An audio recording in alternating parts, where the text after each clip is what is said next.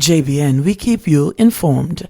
I am Michelle Jones, and in the news, off-duty cop foils Roehampton robbery. One man was killed, and another is on the run following an incident with an off-duty police officer on Roehampton Close, Kingston 19, yesterday. According to the police, the complainant returned home from the bank about midday when she was pounced upon by two armed men who robbed her of a bag containing about $700,000. The police said the off-duty cop who was passing by saw what was happening and intervened. One of the robbers reportedly pointed a firearm in the direction of the officer, who drew his licensed firearm and opened gunfire, hitting one of them. The firearm and the bag containing the money fell. The police said the second individual managed to retrieve the firearm and escaped. The police were called, and the injured man taken to hospital where he was pronounced dead. The bag containing the cash was retrieved. Police find gun in abandoned house on Bay Farm Road. The police are reporting that they seized a firearm and several rounds of ammunition on Bay Farm Road, St. Andrew, yesterday. They said a team of officers conducted an operation in the area, during which an unoccupied house was searched. During the search, which occurred between 11:47 a.m. and 12:35 p.m., one Taurus pistol and 7 rounds of ammunition were discovered. No one was arrested in connection with the find, the police said. 3 escaped injury after truck overturns on Spur Tree Hill. 3 people narrowly escaped a serious injury when a truck overturned on the Spur Tree Hill main road this morning. Eyewitness reports are that the truck, which was transporting animal feed, was going downhill shortly after 7 when the driver lost control of the heavy unit while negotiating a corner. The 3 people were the driver and the 2 passengers. The accident-prone Spur Tree Hill is a major thoroughfare that links Mandeville and its environs to St. Elizabeth. JDF soldiers charged in big ganja bust.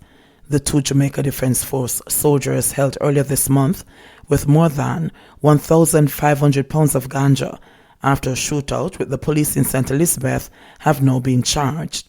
They are Rowan Mendez, 37, of a Kingston 10 address, and Robert Smith, 38, from Balaclava in St. Elizabeth. The soldiers, both corporals, are scheduled to appear in the St. Elizabeth Parish Court on Friday. They have each been charged with illegal possession of a firearm and ammunition, shooting with intent, and possession of, dealing in, and taking steps to export ganja. The police report that on October 13, the soldiers, who were under surveillance, were intercepted in Gutters, St. Elizabeth. They ignored instructions to stop and instead opened fire at the cops. A shootout ensued, then a chase, after which the soldiers were held. They were immediately taken into police custody. Their licensed firearms, a JDF bus, and 25 bags containing several packages of ganja were seized. The ganja has a street value of over $6 million. The soldiers had left Upper Camp in Kingston about 3 hours earlier. Windalco awards $8 million in scholarships this year. Bauxite mining company Windalco says it has invested $8 million in support of tertiary education in the country this year. The sum has been shared among 63 students who have received grants through the company's annual local scholarship and grants program, which benefits students residing in communities within its operational areas in St. Catherine, St. Anne, and Manchester. This year, 24 students were awarded grants from communities near the company's Yowaton Works plant, 13 from its mining areas in St. Anne, 10 from communities surrounding its Port Esquivel facility in Old Harbour, 10 from communities close to its Kirkvine Works plant in Manchester, and 6 from the corporate area, the company said. Windalco's Human Resources Director, Glendon Johnson, said that given the impact of the COVID-19 pandemic, providing financial assistance to students within and outside the company's operational areas was more necessary this year. The novel coronavirus has impacted almost every household in Jamaica.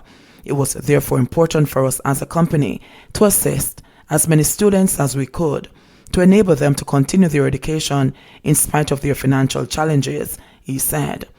Johnson noted that while the company is facing challenges of its own, providing financial support to Jamaican students is a mandate that must be honored, as education not only provides an opportunity for personal growth, but also aids in the development of communities and the nation.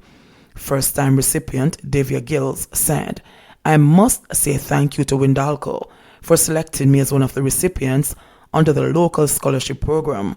I am very appreciative of this scholarship as a third-year nursing student of the University of the West Indies. It will motivate me to continue to excel academically and in future to contribute to my country." This year's recipients are pursuing degrees in various disciplines to include medicine, engineering, agriculture, marketing, communications, nursing, logistics, information technology, animation, social work, and economics. They'll receive continued financial assistance from the company once they maintain a grade point average of 3.0. Jamaica records 64 new COVID cases, 2 new deaths. Jamaica recorded 64 new cases of COVID-19 in the last 24 hours, bringing the total number of cases to 8,851. The country's death toll also rose to 198 following 2 additional virus-related incidents. According to the Ministry of Health and Wellness, the deaths occurred in 2 men, a 75-year-old from St. James and a 73-year-old from Kingston and St. Andrew. Of the 64 new cases, there were 25 males and 36 females, with ages ranging from 4 to 85 years. The genders of 3 of the cases are still under investigation. The ministry noted that there are now 4,155 active cases of the virus across the island. The country has also recorded 32 recoveries, which brings the total number of recovered cases to date to 4,379. Preliminary flood bill at $2.7 billion and counting, says PM. Prime Minister Andrew Holness said that it will take at least $2.7 billion Jamaican dollars to reopen roadways and drains affected by the recent rainfall associated with Tropical Storm Zeta. Some $2 billion is for the National Works Agency, NWA, controlled roads and drains, and $700 million for infrastructure that falls under the responsibility of the municipal corporations. Holness said that the preliminary figure does not take into account the cost for the rehabilitation of roads and bridges that suffered extensive damage. Based on the extent of damage and the cost, all the required works will not be immediately done, Holness said. He said the government will operate based on a priority system, the major one being reopening of blocked roads, followed by the cleaning of critical gullies that are now heavily silted. He said that main thoroughfares will then be patched. Any resource allocation and expenditure must have in mind how we are going to stimulate the economy and how we are going to ensure that we get the economy back to full production. We have to look at the roads and infrastructure that we need to get back to full operation in order to support the economy, and the NWA has been so guided, he said. He said that the government would have to reallocate money from within the existing budget to deal with these rehabilitation works. He said that the National Works Agency's preliminary assessments indicate that more than 80 roads island-wide were severely affected by rain-related events.